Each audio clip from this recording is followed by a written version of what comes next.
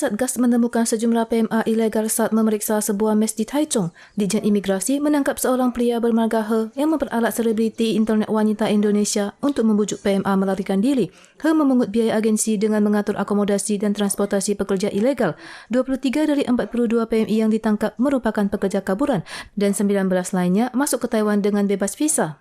散布一些吃喝玩乐的相片，还有这个新台币，以吸引这些移工，不管是合法或非法的移工，到这个旗下来帮他这个非法工作。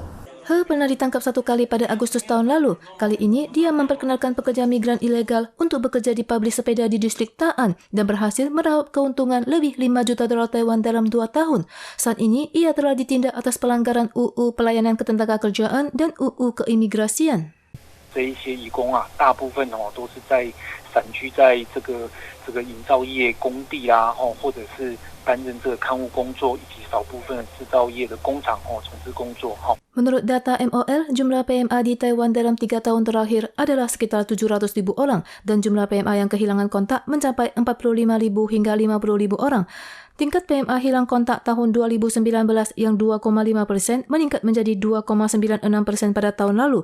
Ormas PMA mengatakan bahwa Taiwan mengalami kondisi kekurangan pekerja yang sangat parah dan sebagian besar PMA kaburan dipekerjakan secara ilegal di industri padat karya.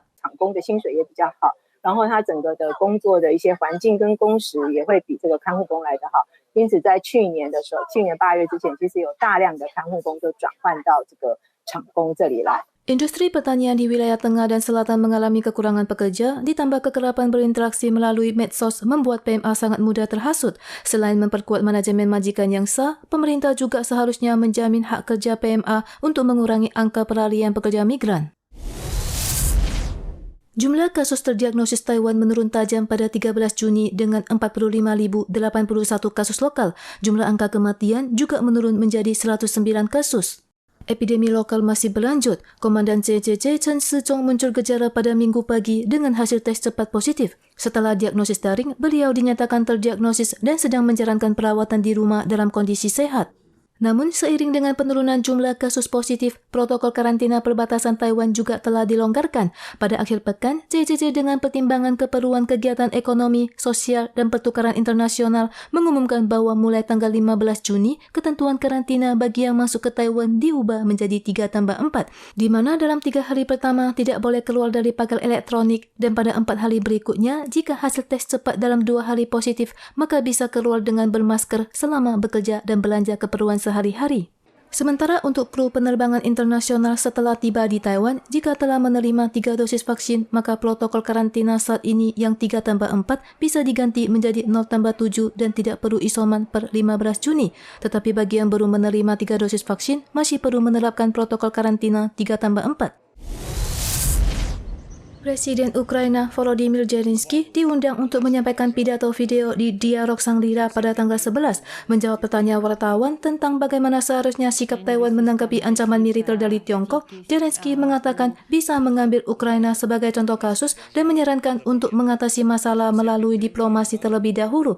Karena begitu perang pecah, solusi diplomatik dan sanksi akan memiliki efek yang sangat terbatas.